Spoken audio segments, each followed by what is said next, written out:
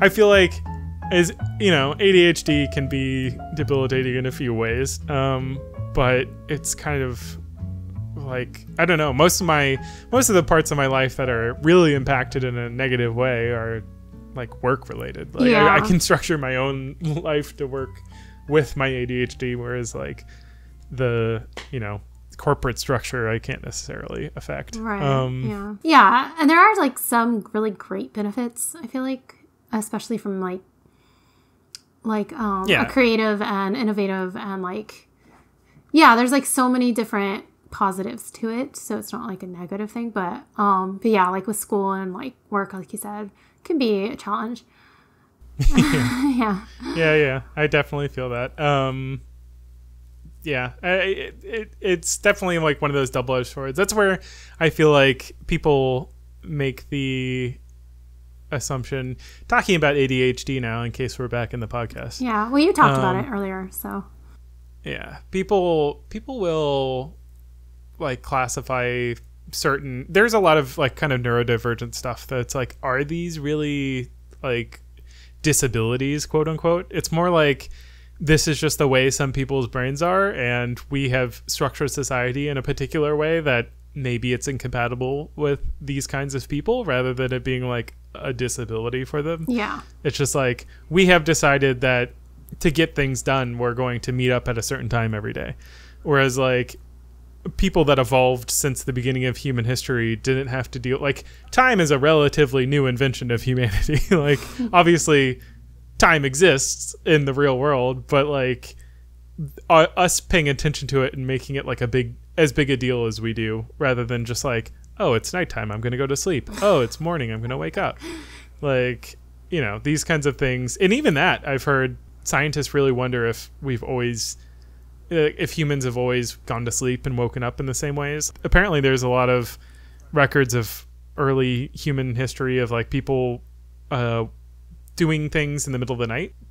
Essentially people would sleep like 4 to 5 hours at dusk, and then 4 to 5 hours like in the twilight, but then people would like wake up in the middle of the night to do stuff in their house. Like they would, once they developed the ability to like have fire and light, they would essentially just like go around and, you know, do things within their house. So it's kind of funny that like in our current culture, we've just kind of like decided that this is the way people are. Like, they're gonna wake up at 8 o'clock, they're gonna wake up at like 6 o'clock, and then get to work at 8 o'clock, and then they're gonna stop work at 5 o'clock, and they're gonna have a lunch in the middle, and then they're gonna eat like after that. It's like we've just kind of decided all people are going to be like this from now on.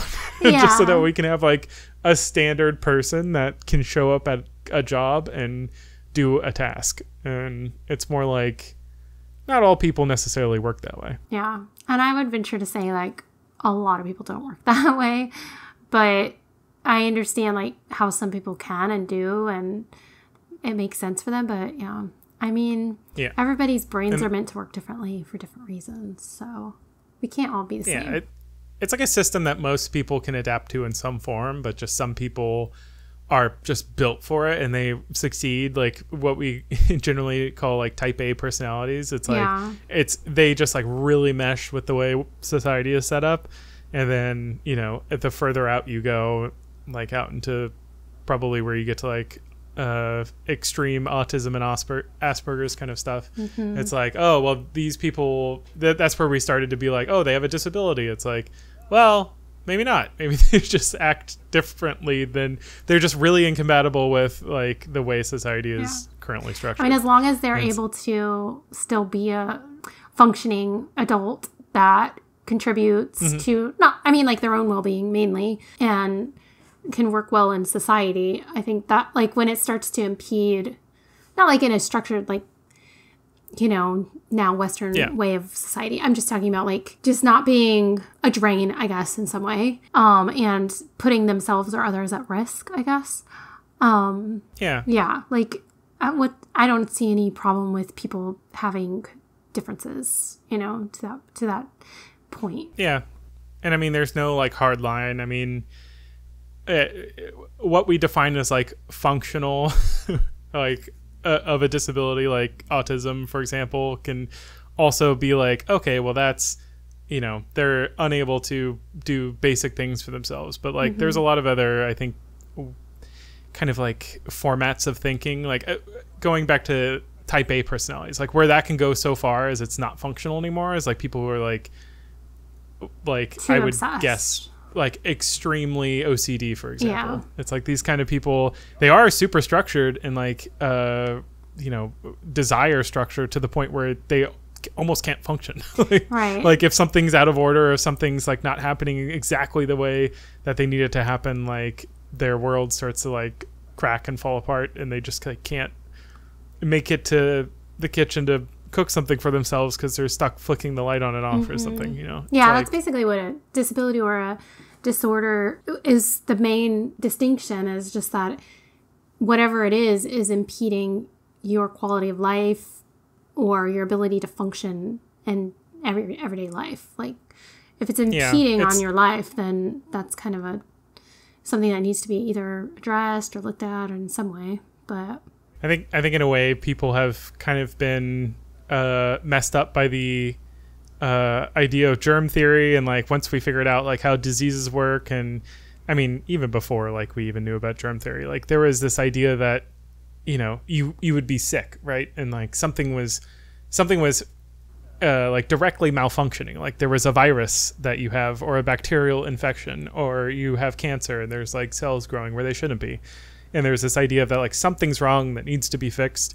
And I feel like that's kind of infected psychology in a weird way, where it doesn't necessarily apply. Like there's just like different ways that a consciousness can operate, and like, you know, the neuroscience of a brain, like there's different ways that neurons can function and connect, that it's like there's not such a strong line, but there's not such a direct like here's the line between like disorder versus a healthy functioning brain. It's like there's not necessarily something wrong, it's just functioning in such a different way from the way the world requires it to, essentially, that it's quote unquote, you know, malfunction.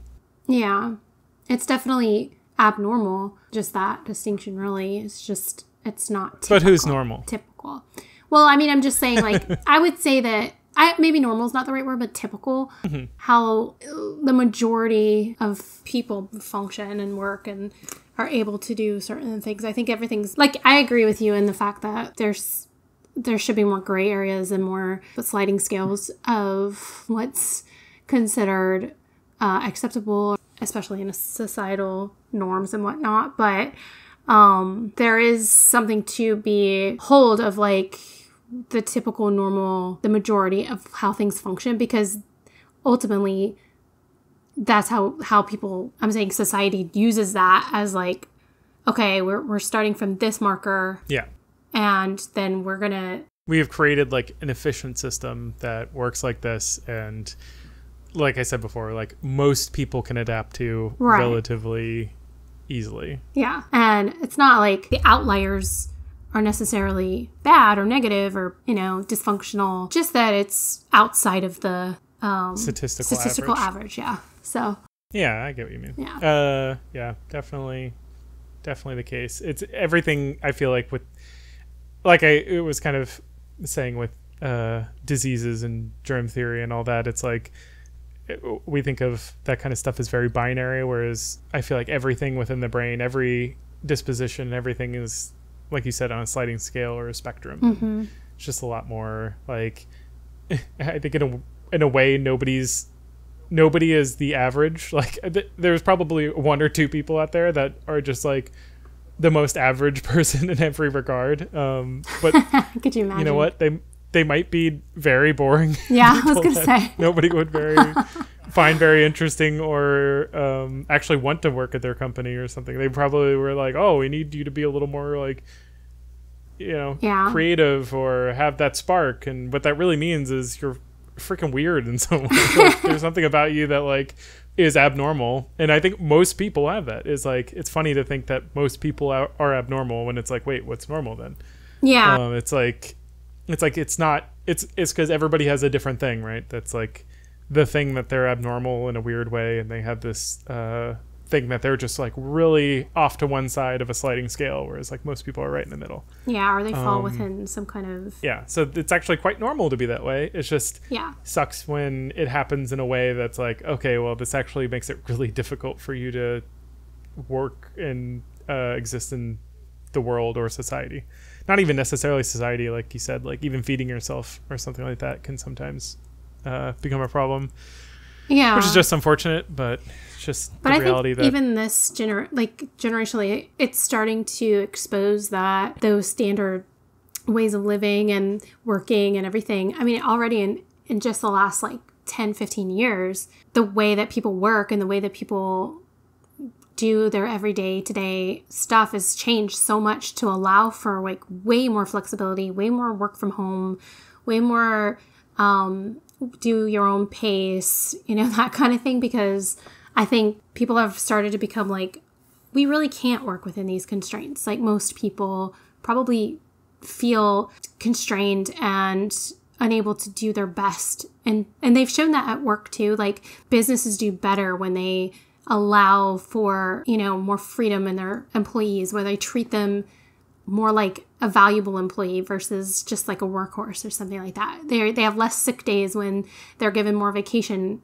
in order to relax and rejuvenate. Like the super hard workaholic 9 to 5, you're going to do this, you're going to do that, is it feels like it's fading a little bit, or it's at least expanding to where, yes, now we're sort of blowing our work-life balance out of whack, and we can work from like 9 a.m. and then pick up some more work at 2 p.m. and then pick up some more work at midnight, rather than doing it all in one chunk.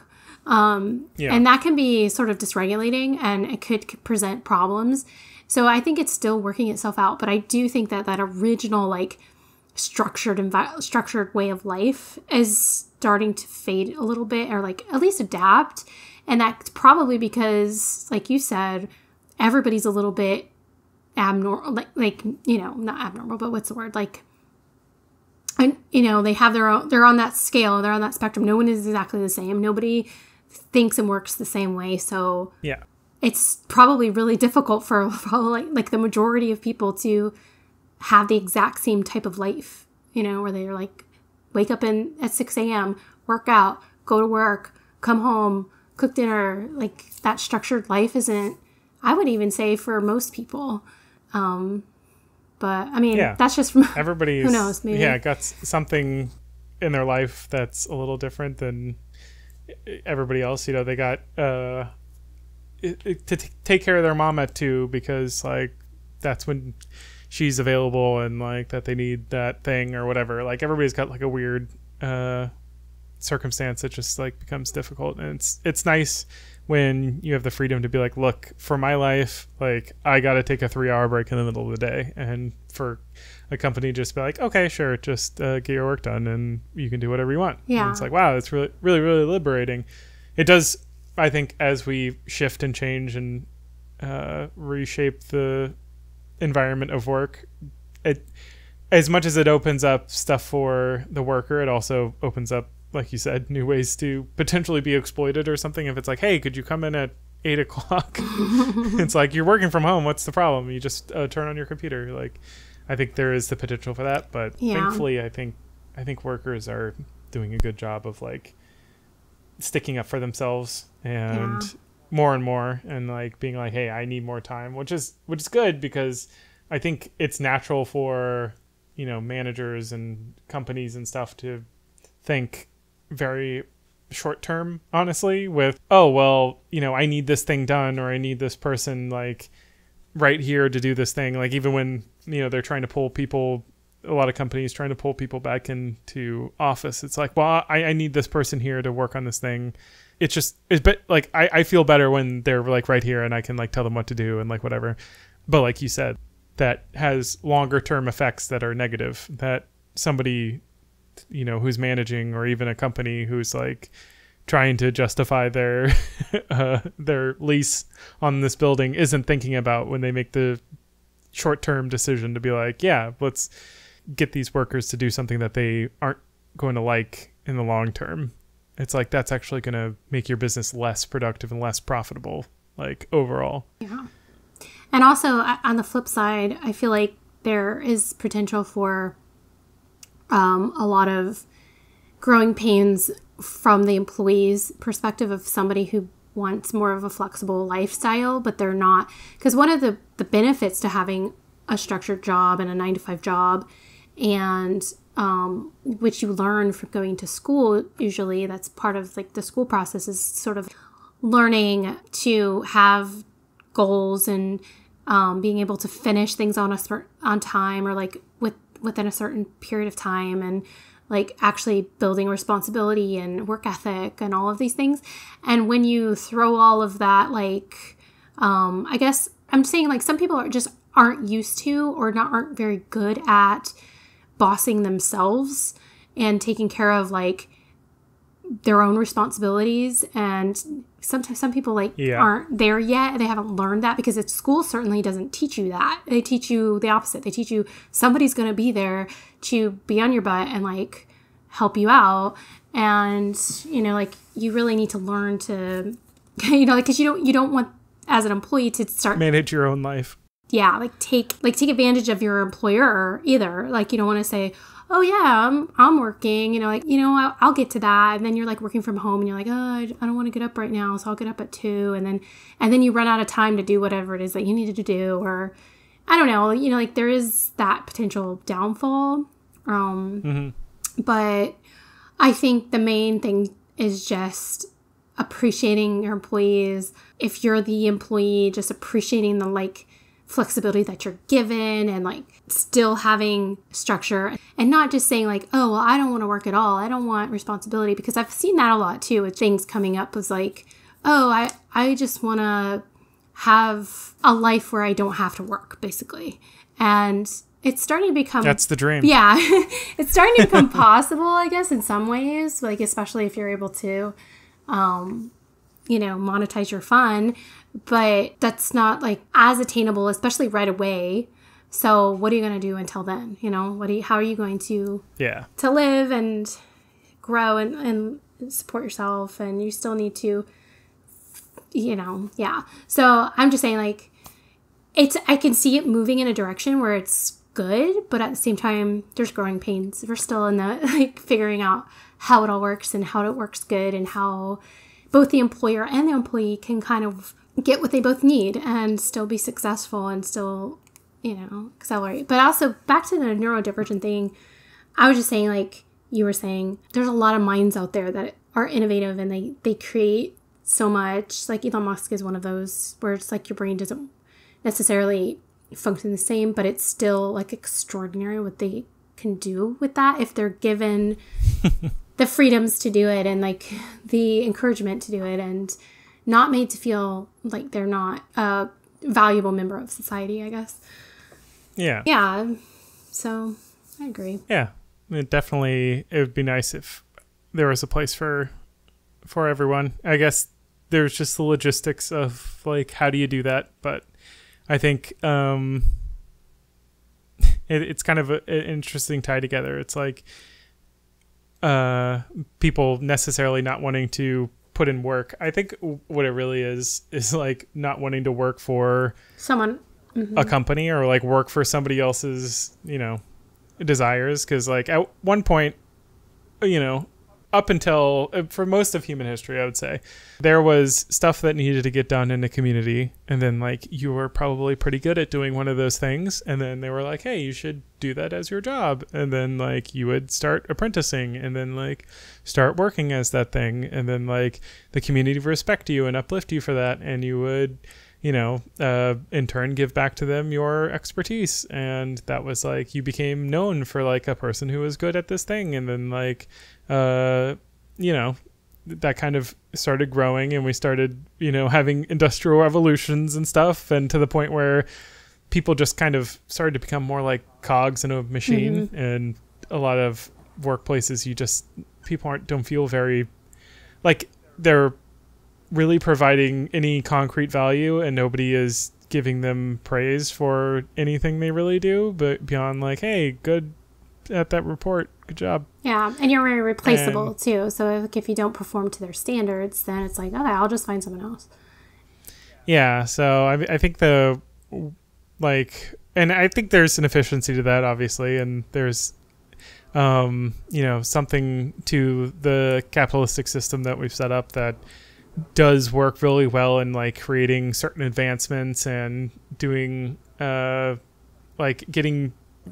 out these like really nailed down efficiencies where people are able to like generate like value, and like these huge corporations are able to like keep growing and do these things. Like it's actually quite fascinating what some of them are capable of at some points, like Apple with their Vision Pro, for example, with their $4,000 like high-end VR thing that's like pushing the boundaries of like what that kind of technology can do. It's very interesting, very cool. But yeah, there is a question of like what result does that have on the individual, and like there is a limit to, there is kind of a sacrifice that happens if you place all of a person's value on like what they can produce for society, because like we've said, there's some people that can't really function in society in the ways that society demands. And so like, do you say those people don't have value if you say that a person's value is all about what they can do for work? Yeah, and I think Go ahead. No, I think that, like, in a way, if you're working for a company and you don't live up to that standard of that company, and you don't fit well there, or you don't personally, like, even enjoy it, then I think that's a sign that that's just not for you, and it's not to be taken personally. It's like, that's just not your role. So, unfortunately, you're just going to have to keep working at trying to figure out, like, what is my role? What do I want to do? What do I connect with? But I think that the fact that there's so many things out there now because of the system that's out there, that I feel like they will find the thing that they will connect with, that they'll be good at, that they'll maybe enjoy. I mean, work isn't all about enjoyment. That's why it's called work. Like it's not all going to be like fun and games. But I do think that it also lends to, just because there's like that didn't work or that wasn't a good fit, it doesn't mean that you're not valuable, that there isn't a place for you. It's just that maybe that's just not your place. So let's find something else that is your place.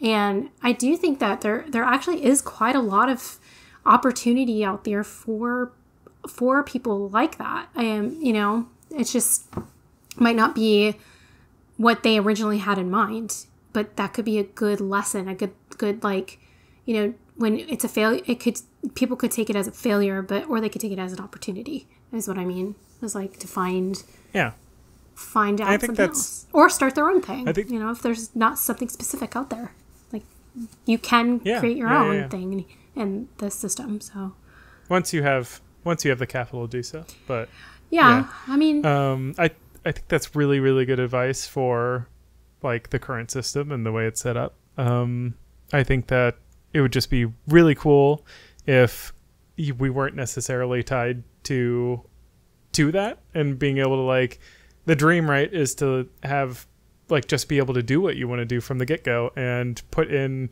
all that hard effort and stuff into what you want to see realized in the world, regardless of if it's like immediately profitable or if anybody cares about it. It's like, what if I just want to paint paintings my whole life and everybody thinks they're garbage, but I like them? Yeah.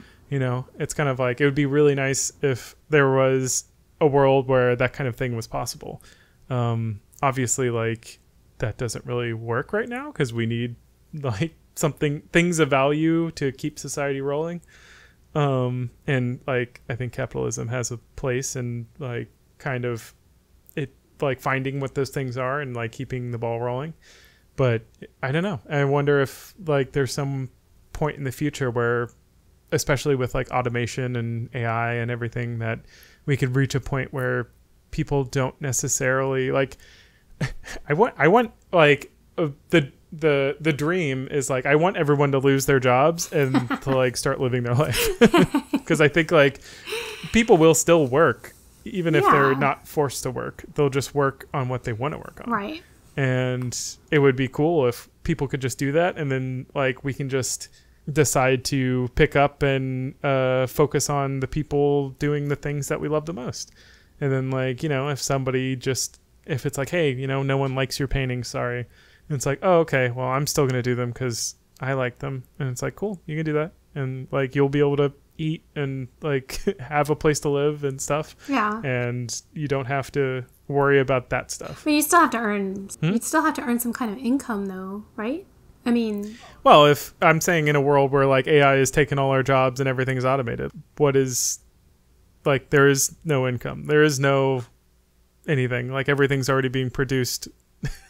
You know, all the cogs of society are moving without anybody turning them, you know? Yeah, okay, but like how do you buy your groceries? Yeah, you just like you essentially have everything free because everything is created by a machine. Well, somebody has to maintain that, right? So those machines. Yeah, the machines. The machines maintain the machines? Well, who builds the machines to maintain the machines? The machines. Like, name a job that can't be done by a machine. Oh my gosh. Okay. That is the world that is possible and is becoming more and more real every day. What about like social emotional jobs, like social workers? Yeah, you could have people do them. I mean, I think I would hazard to guess that there are we could reach a point where AI could be more like compassionate than your average social worker. I was going to say, like, better. maybe the people that, maybe it would become like a volunteer thing. And like the people who would volunteer to do that would be the people, like the best people for that.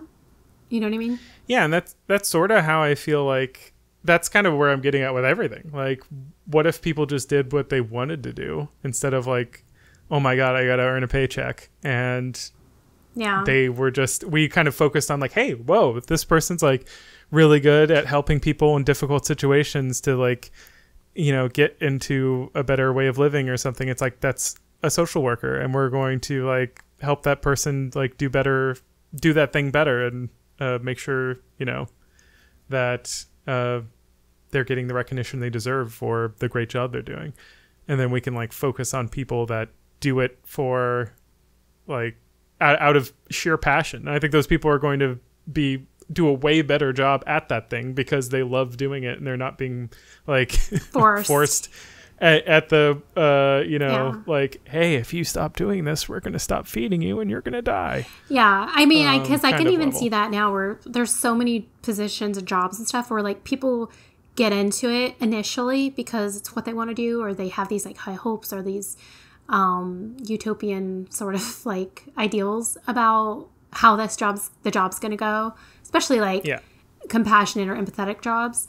But then at some point it becomes a job, and it's like, I still feel like I want to do this job like compassionately, but at the same time, like, it's overwhelming. I can't do it, but I have to do it. So now I'm resenting it. So now I'm not doing as good of a job. So, you know, and the ball rolls from there, and I'm not getting paid what I'm worth, and yada, you know. So, yeah, exactly. I need to see a Black Mirror episode of this, or like a movie, like a sci-fi movie of how this is going to roll out, because that's fascinating to see. I mean, yeah, look up solar punk. Like, there's lots of like utopian future kind of ideals. Obviously, like, this kind of thing seems far-fetched when you lay it out right now, because it's like, oh, it's so radically different than how we live. How could that work? And like, people gotta do stuff, like, obviously, but I don't think it'll happen in our lifetime, but no. I think like by the time we're elderly, like, I think when we're in our 80s or 90s, like, the world is going to be a place that's not such a crazy idea. Yeah, like, where everything is being automated to the point where it's like, wait, what do people even do? Like, why do we even like necessarily need to force somebody to work for? Like, why do we necessarily need to do that? Why do we need to make a college kid work flipping burgers at McDonald's to get his degree? Why doesn't he just go get it because that's what he wants to do, and then he does that work because he likes it when he likes it?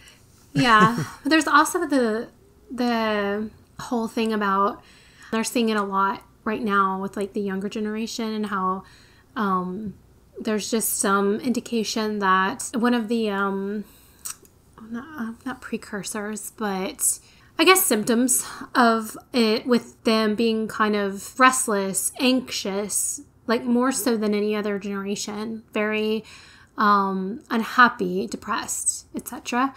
And there's some studies that showed that a part of that is lack of diversity in a way, and like having struggles and having to work hard at things, and like obviously in their lives they believe that they have struggles, and they do have struggles. I'm just saying big struggles, things that like they've had to overcome. So I wonder if like a utopian world, or like and I think there's a Star Trek episode about this too. I vaguely it's coming to my head kind of, but where everything is great could create chaos, because as humans we're kind of wired to work through problems and sort of grow from failures and diversity, and we're kind of a resilient species. And so I wonder if having so much peace and like happiness and everything would actually eventually create chaos. I don't know. Yeah, it's true. I think people discount the fact that, because we try so much to, like, one of the big problems that we try and solve is pain and unhappiness. Like, that is the problem to unsolve, right? It's like, get yourself into a place where you enjoy life more, things are easier. We're constantly trying to do that. And I think that's the thing that makes us grow, is like constantly trying to solve that problem once and for all. But I think in reality, like, we kind of discount the fact that pain and suffering is part of the growth process. And it reminds me of, like, probably going to butcher it because I'm not Buddhist, but the story of Buddha, where he, his father was a king and he was born a prince, and he wanted to make sure his son never saw a day of suffering, and built high walls so he didn't see the suffering of the people outside, and gave him everything he ever wanted, and made sure that he didn't suffer a day in his life. But then he didn't enjoy a day in his life because he didn't know what happiness was, because he had nothing to compare it to. It's like, you live the perfect life. It's like, compared to what? Like, I don't, like, everything was just what the world was to him. And he actually needed to leave the palace and go experience like the problems of the world before he could really obtain happiness, because he had to suffer. He had to know what pain was to know what joy was, pain, what life and happiness is.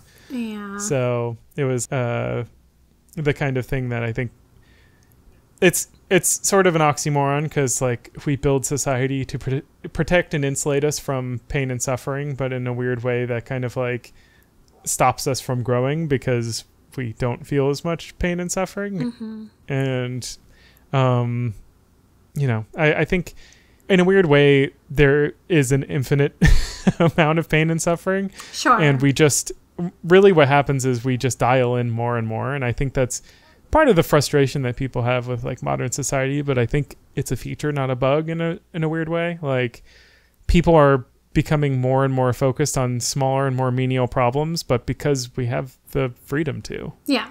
We have the ability to think about like, wait, what is like, the existential implications of Taco Bell like celebrating Pride Month. Yeah. It's like, what does this mega corporation really care about gay rights? Right. It's like, is this just like cultural appropriation, or like some kind of weird like them cashing in on like virtue signaling? Yeah, this whole thing. Yeah. And it's like, we have the freedom and time to dig into these what would have previously been called pedantic issues that aren't important, because we have the luxury of society insulating us from like having to hunt for our food. True, yeah. We don't have to do that anymore, so we can like dig in more on like every minuscule part of any issue within our society. And I think potentially that will allow us to solve more of them. And I think we've seen that. I think we've seen like a lot of progress in civil rights and stuff. So yeah, I mean, people are going to find problems. When there's no problems, people always find a problem, because it's like in your nature to try and fix a problem. So if there is no problem, you're still going to find the problem. But one of the things that is an indicator of a dysfunction in the sense of like mental illness mainly is rumination. Like if you ruminate on something long enough, it becomes an issue like that it can't be solved in your head. And then it creates anxiety and it creates depression and it creates all of these things because you're constantly like ruminating on it and thinking about it. But like you said before, when people were constantly working and trying to like just put food on the table and get something for the, the next meal, they rarely had time to sit there and think about, like you said, like all of the little things, all of the pedantic things, all of the things that, they're important. Some of them are important issues, but some of them are like, it's going to work itself out. Things don't need to be that big of a deal, or these particular things, some things. And, but now that we have less to worry about, we're like living in a society, at least in America, that has, the freedom to, like, so much freedom and comfort, and really not a lot of life and death fear that, we're like, as a society, kind of finding those things, like, what can I be mad about today? What can I worry about today? What can I, stress about today?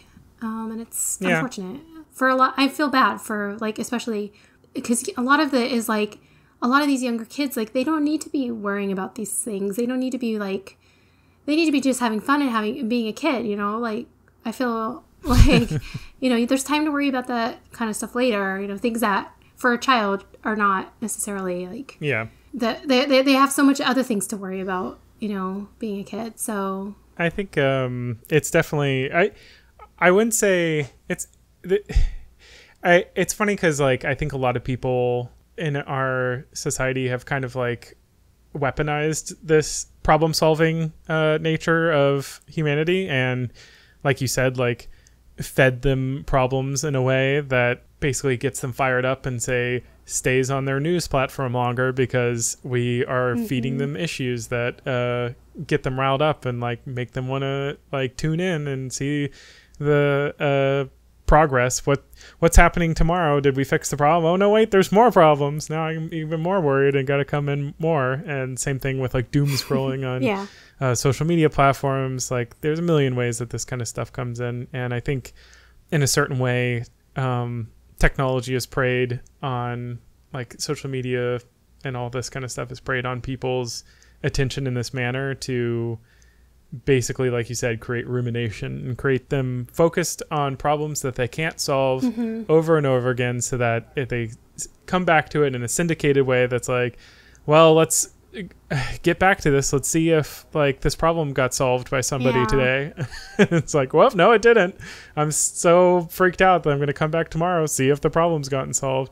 And, like, they try and help, they try and, like, get angry at who they think the person is causing the problems, but most of the time these platforms just direct that anger at somebody that is beneficial to them, like their opponent or other companies or issues that don't shine the light on them polluting the environment or something like that. Like, they're just diverting your attention wherever they don't want it to be, or away from wherever they don't want it to be, to something that will magnetize and catch your focus in a way that makes you constantly caught on these, like, issues that you really just can't solve.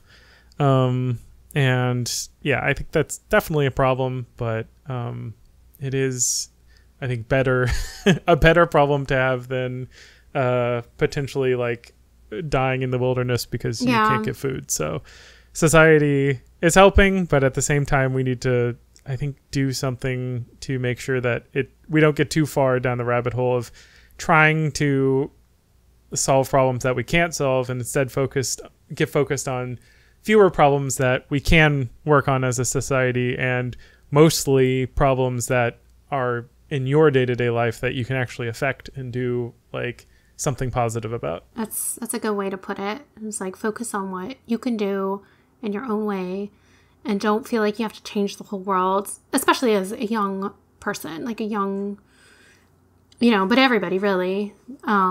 It's definitely not life or death, and that is good. It's progressed. We're evolving, and every society, every generation has to kind of, we're like every generation's so different that you're all learning together. You're all growing together. It's all just part of the growth process and the learning process. So there's going to be kinks. There's going to be troubles. There's going to be setbacks. So I you just can't take everything so seriously. Like, don't take life too seriously. Just do what you can, like you're saying, and be empathetic, be compassionate, be, show love, and, just do what you personally can and let that be that. And don't stress about so many things. And that's another thing, like we were saying before, I think in a few other episodes ago, just like how exposed we are to so many things that we were never exposed to before. So like, you might have this issue in another country, you're like so far off.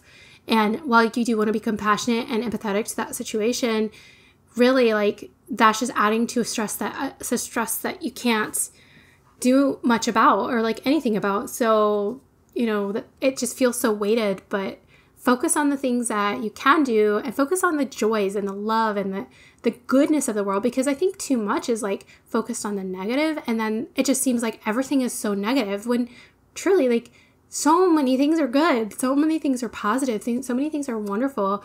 And that's not to say to ignore the negative, but just only focus on those, like you said, like the parts of life that you have more control over and that you can really, truly make a difference in, so that you feel like you're progressing as a person, like you're growing and you're becoming a good member of society. You're being a good member of the world, and you are making a positive impact.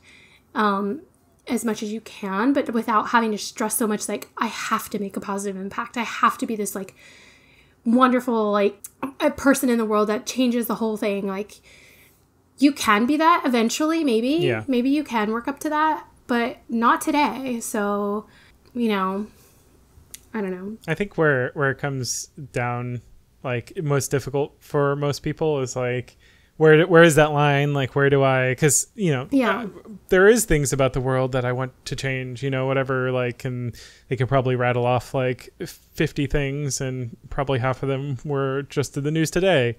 And, it's like, oh, I want to like help the world be better in all these ways. It's like, great, pick two. Yeah. It's like, and really stick to them. Like, if it's like, well, I want climate to fix climate change. It's like, great. Just do that then, and because people will, as well as you said, like you said, be compassionate. I think that's such a great, way to frame it. But like people will take advantage of that, like your compassionate nature, to be like, oh, but what about this problem? Oh, what about this problem? But they're messing up the world in this way, and you got to worry about this too. And they'll actually leverage that to make sure that you never actually get anything done because you're too busy paying attention to them. I think a lot of that comes with growing up and like maturity. I was just understanding, because I used to be like that. I used to be super like nice, and I'm so nice, but super like I used to be nice, but then I realized screw everybody. Yeah, but like knowing, like, again, that's just like a learning thing of like understanding, like you can still be compassionate and still have those boundaries and awareness of like what you actually are capable of and what you actually can do in a situation, and know that you can't, like you said, you can't save everybody, you can't help everybody. You might not be able to help at a large scale. You might not be able to like donate to every single charity financially. You know what I mean? Like you sort of learn that your job isn't to like save the world. It's to save your world, I guess. And that may sound, it comes off kind of like self-centered, but not really, because if you can impact your world, like the world that you associate with and like connect with and touch every single day in a positive way, that's going to do way more than anything that you can do for the entire world. Anything that you can post online, or, and also going back, everything that you receive from the outside in, all of the negativity, it's always presented so much worse than it really is. And a lot of people believe like they see something, like one thing or two things, and they're like, oh my gosh, it like the world is ending, you know? And I'm like, you're seeing the worst. You're seeing that worst moment or that worst thing. And I don't know. So that's like the negative side of having exposure to so much, which I think we talked about before. But yeah, I just think that like being in your own world in a way might sound like, I'm not talking about just stay in your own bubble and don't have an awareness of what's going on around in the world, because that's obviously very important. It's very important to understand what other people's plights are. But again, try and just do outreach around you, your community, your, you know, neighborhood, your family, your friends, the people you connect with, the coworkers, whatever, you know? Yeah. That's going to make a huge impact. And it might not seem like it at first. It might not seem, oh, I just made this like major breakthrough in the world. But it's going to have a ripple effect. That's the whole, I think that's mainly like the purpose of your existence, really, is to impact your space in the world, not necessarily the entire world. Yeah. So, yeah. It's easier to like lift yourself up than lift the whole world up. But like once you've lifted yourself up, you can start lifting up the people around you, you know? Yeah. Start small. Yeah. And then I think that has so much more of an actual pragmatic effect on the world than like, oh, I'm going to spend my whole day trying to convince people on the internet to like change their mind, you know, in the ways that like people want you to like prey on you to try and get you to engage. I think a big part of it is like ego based, like you said, like, oh, you're being self-centered if you're not like constantly consuming our news and stuff, because you want to be informed, and like, oh, this huge problem's happening in the world and you've got to be the one to fix it, but you got to keep watching to know how to do that. And then like, or you have to talk about it, or you have to post about it, or if you're not posting and like supporting this specific cause, you're a bad person. Yeah. And look at you haven't even tweeted once today that you like think fat people are just as beautiful as anybody else. Like, you know, just some issue that needs to be spoken about. You gotta get out there and you gotta say it, because like that's fixing the problem. And it's like, it's not really fixing the problem. Like you didn't actually, you know, make somebody who has body dysmorphia feel any better. Right. Like I don't think there's anybody that really was extremely impacted by you tweeting that thing. It's like, really, if anything, just it's stirring the pot more, like creating more controversy, because somebody's probably going to post that like, you're probably fat or something. Like it's something that's just like, shut up.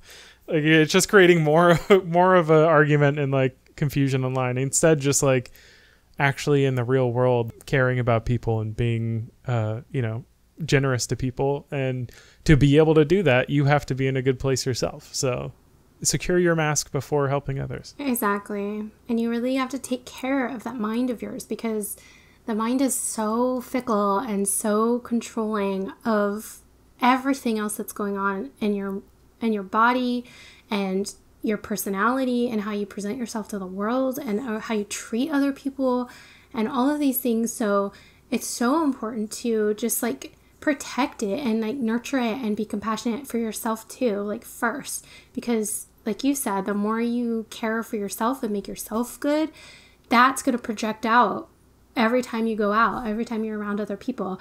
And that's another thing, is like people get like they're getting so wrapped up in these negative things that they become so angry and enraged, and of course they're like, I'm angry at this issue. Okay, I get that, but don't come out guns a-blazing, like, maybe that was a bad way to say it, but like, don't come out like at people with such anger and negativity and like just annoyance. That's not going to draw people to your cause. It's not going to make people want to support you and listen to you. And, you know, if somebody's coming at you, yelling at you, for example, you're immediately going to be on the defense. You're going to immediately be like, I don't want to even like talk to you. I don't want to be around you. Your negativity, it makes me feel bad. So I don't want to be around you. So yeah, communication is so important. Yeah. So like find a way to, because you don't necessarily have to say the thing even that you're trying to change. It doesn't have to be so direct. It could be shown through your actions, through the way that you speak to people, the way that you touch people, the way that you help others, or just behave in your day-to-day life can speak volumes versus just like saying the thing like, I'm mad about this. Like, I want this to change, or I mean, obviously you need to communicate if it's like a situation where you need clear and definite communication. But you know what I mean? Like, just radiate positivity. I don't know. And I think that will bring more people to your cause, so that if you do ever have a conversation, it's going to be received so much more, so much, kinder and more open. Because people get real closed off when they start getting attacked. I'm just saying. So, yeah. Yes, beautifully said. Thank you, audience, for coming to this self-help portion of the podcast. Go